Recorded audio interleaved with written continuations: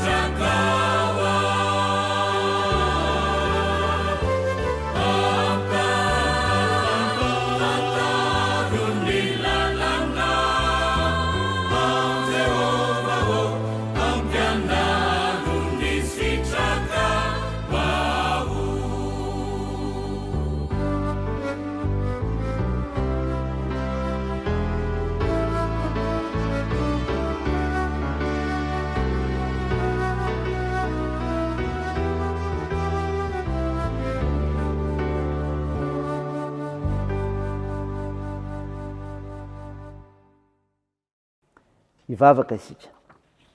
Andriamanitra ô, Andriamanitra mpanositra ianao, ary tsy mba mandao amin'ny ady hatrehana fa manome anjara toerana miavaka ho amin'ny olona manoloana ny olona voahosotrao.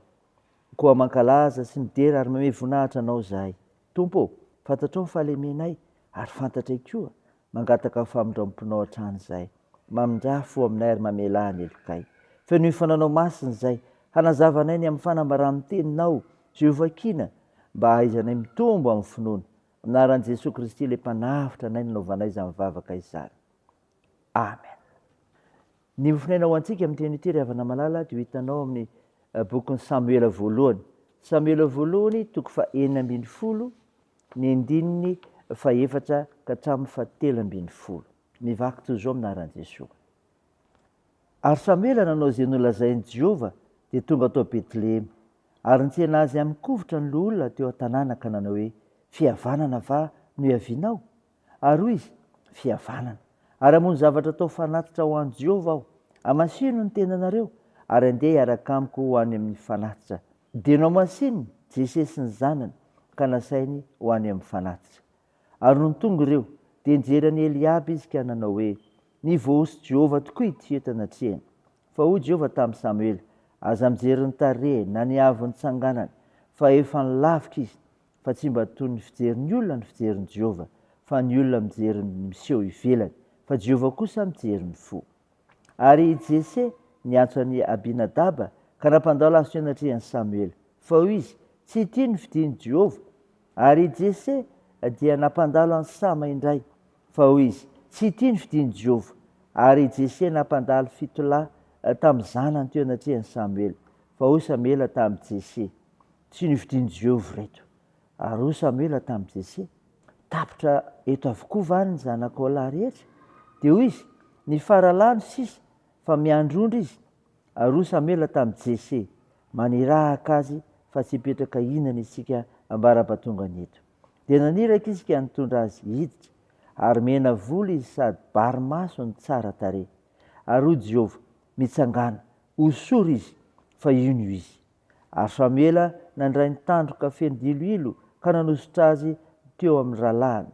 Ary ny fanahin'i Jehovah dia nilatsaka tamin'i Davida hatramin'iny andro iny. Dia nitsangany Samuela ka nakany Rama. Amen. Ray masino, manamasinanay ny fahamarinana, ny teninao ny fahamarinana. Amen.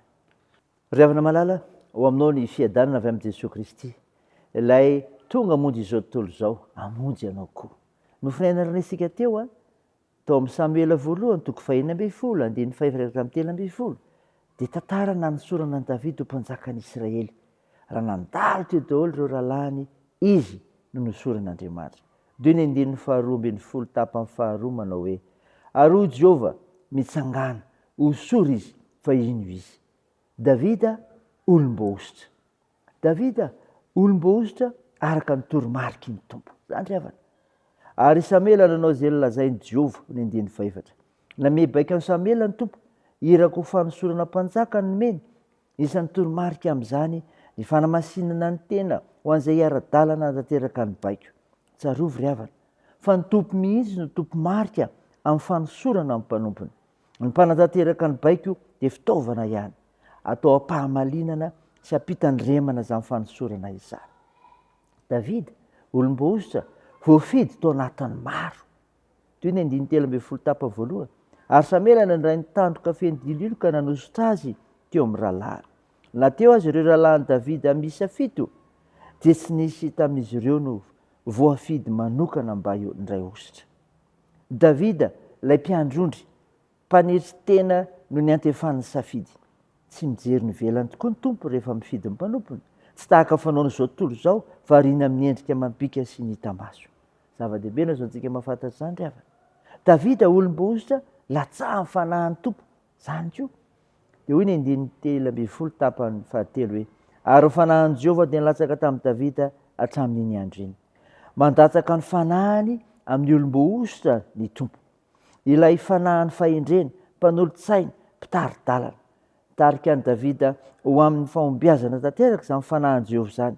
Santarin'i Davida amin'ny fiatrehana sy fandresenany Goliata mba amin'ny Filistina maha-olom-boahositra azy. Ry havana malala, hafa ny olona voahositr'Andriamanitra ary hita eto amin'ny Davida izany. Davida ilay olom-boahositra. Ianao koa mety olom-boahositra ianao. Ataon'Andriamanitra ho amin'izany ny fahaloran-tenanao. Raiso izany saina izany teo n'Andriamanitra izay ny voninahitra. Amen. Andeha hivavaka isika.